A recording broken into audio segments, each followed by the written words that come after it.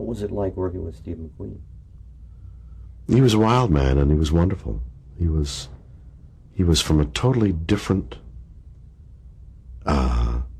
background than I. We got along wonderfully. We were great pals in that moment before he went to Hollywood. But he was out of the school of harem scarum and do it now and do it and maybe those are the words, maybe those aren't. Maybe you can hear me, maybe you don't. But it was powerful, tremendously, and particularly suited to the close-up camera. How about Herb Brodkin?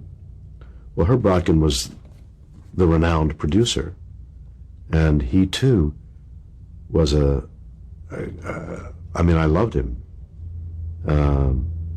and he was a great artist. He put on all those artistic things and would ask me to come back years later, time and again. You did a tremendous amount of television work in varied roles. Alfred Hitchcock Presents. Do you remember The Glass Eye? I do vaguely remember seeing him there. Very cool, very removed. You also did a moderately improvisational piece under Hitchcock's direction called Tactic. Don't remember that.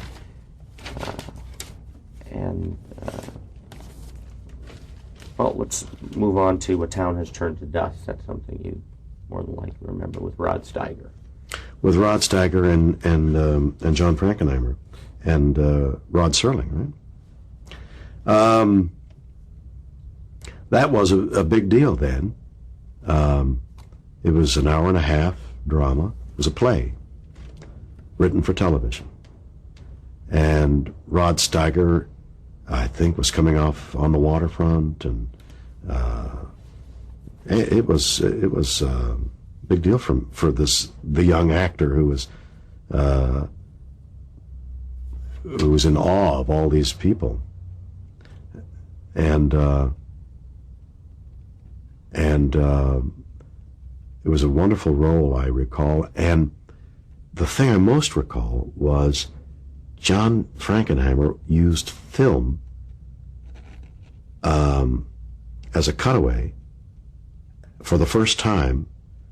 It was being used, and I was the next figure that you saw after the film ended. So I had to react instantly to the cue so that we went from film to live motion without a hitch. It wasn't like, now you're on, okay, now I'm on. It had to be...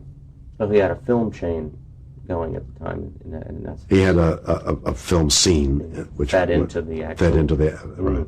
Interesting. So I remember the countdown and getting the cue and moving on. You received remarkable reviews for that. You also were in a play of similar subject matter called The Time of the Hanging. Well, we'll move on to that perhaps later. You did so much, I can't blame you for forgetting some of it. Talk about Rod Steiger, working with him. Well, he's a very intense actor. He was even more intense then. Very truthful, very... It was... I don't remember... I think he was a member of the Actors Studio. But he certainly had the method and the mannerisms down. And very intense and very professional and very, work hard at whatever it was that we were to do and rehearse it hard and work it hard. I remember admiring that. His intensity matched mine, and I felt good about being in sync with him. And Frankenheimer? And John Frankenheimer, another intense guy. It was great. It was so creatively, there were so many juices flowing, because everybody was young. Everybody was wondering where the next dollar was. If this isn't a success, am I out? Everybody was, gotta be good. And in live television, gotta be good, and you gotta be good now.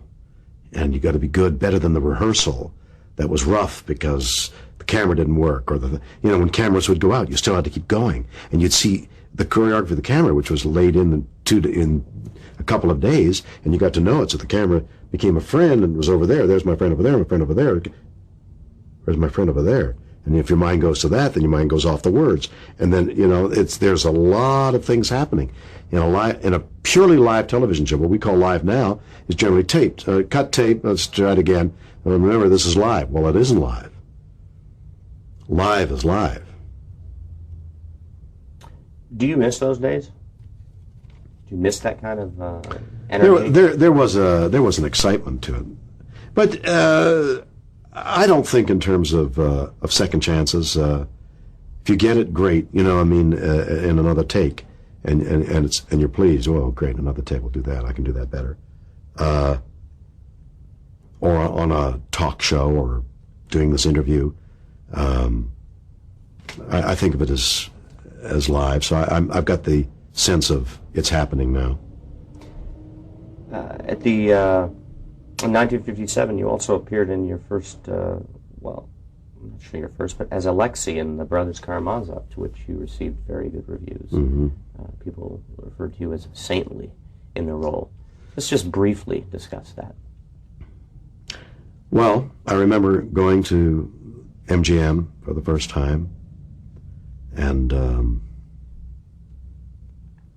being in awe of all that, and going up to the producer's office and reading the part, and I think it was the cheekbones or something, because I looked a little bit like they were casting the brothers, and so I think my look was even more important than anything I could do as an actor, which is usually the case in film, and then I got the part, and it was like my big break in films, and moving down to Hollywood, moving from New York to L.A., and the excitement, not being able to get into the studio because the guard named Ken Hollywood wouldn't let me in because he didn't know who I was, and going back to the apartment, and them calling me saying, "Where are you?" And I said, "I couldn't get in. They didn't know where to go." And the excitement of the brothers Karamazov and all those actors who were names on the screen as far as I was concerned. Claire Bloom.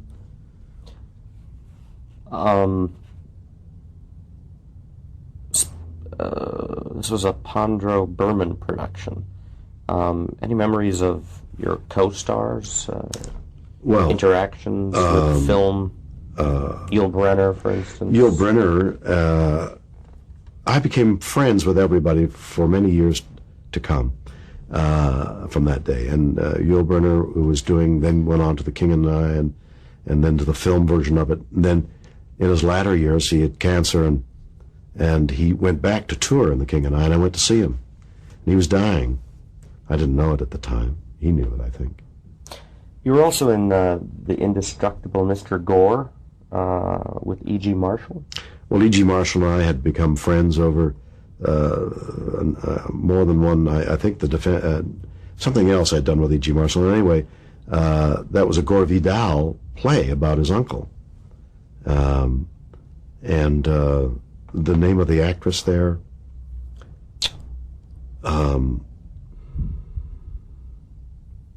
assisted by your wife and an older advisor. Isn't there the name of the actress who was well known at the time? I think we can get it, but doesn't matter. Yeah. Anyway, she was beautiful. She was a Hollywood star, and I fell in love with a Hollywood star, and I was mesmerized by her beauty and her grace. And E.G. Marshall was the ultimate actor, and it got great reviews. And Gore Vidal was already a burgeoning novelist, and did you have any interaction with him? I did. I did have. I haven't seen him in maybe even since then, in a long, long time. But I remember having a wonderful time with him.